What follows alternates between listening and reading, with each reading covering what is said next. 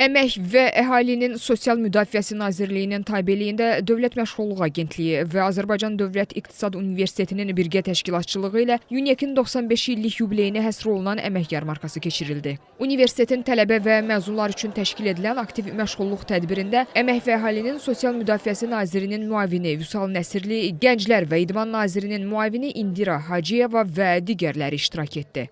Tədbirdə gənclərin əmək bazarına çıxışının dəstəklənməsi məqsədi ilə görülən işlər, bu istiqamətdə dövlət qurumları və özəl şirkətlərlə əməkdaşlıq barədə məlumat verildi.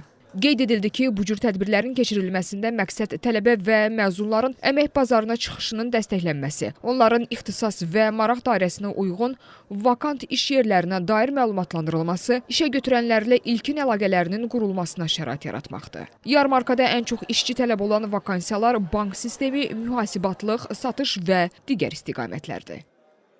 Yarmarkanın təşkilində bir çox vakansiyalar var, peşə ixtisaslar var. Onlardan istehsal, xidmət, kənd təsərrüfatından tutmuş müxtəlif peşələr var. Maaş 400-1500 arası təqdim olunur. Əgər burada uyğun peşə və bacarığı olmayan vətəndaşlarımız olsa, onlar Dövlət Məşğulluq Agentliyinin 175 adda peşə kursu var ki, oraya cəlb olunaraq 1 aydan 6 aya təlimə cəlb olunur, sertifikatlaşdırılır və əmək bazarına qazandırılır. Əsasən buradakı yarmarkada ağırlıqlı tələbələr və keçmiş məzunlardır və bu yarmarkanın fərqi ondan ibarətdir ki, ixtisaslı kadrlar artıq müraciət edir, onların gələcək peşə və bacarığı qiymətləndirilir və işə qəbulu üçün işlər aparılır. Əmək yarmarkasında ümumilikdə 105 işə götürən tərəfindən 1050-yə yaxın vakansiya təqdim edildi. Bu vakansiyalar üzrə iş öhdəlikləri barədə ətraflı məlumat verildi, müraciət edən şəxslərin CV-ləri qəbul edildi və uyğun namizədlərin qeydiyyatı aparıldı. Azərbaycan Dövlət Neft Fondunun yay təcrübə proqramı ilə bağlı maraqlandıq və namizədlərə tələb olunan üstünlüklər, hansı sertifikatlar onlara üstünlük verir, bununla bağlı maraqlandıq. Əsasən Chartered Financial Analyst sertifikatı, SC-in keçirdiyi F3, F7 sertifikatlarının əsasən 3-4-cü kurs tələbələrinə üstünlük verdiyi ilə bağlı məlumat sahibi olduq.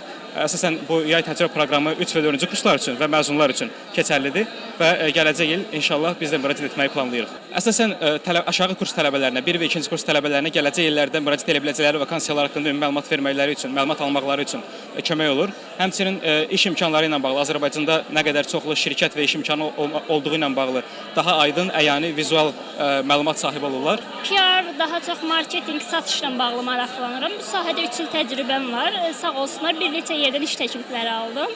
Dəyərləndirəcəm inşallah. Siz iş təkliflərini aldınız? Satış mütəxəssisi və marketinq, rəqəmsal marketinq üzrə ikisindən birini ən uyğun variantı dəyərləndirəcəm. Mən belə düşünürəm ki, bu kimi yarmarkalar bizim üçün çox xeyirlidir. Mənim kimi tələbələr, işi olmayan və yaxud da yeni iş sahibi olmaq istəyənlər buradan yararlana bilər və ixtisaslarını daha da genişləndirə bilər. Mən hazırda bu yarmarkada bankların birindən qeydiyyatdan keçdim.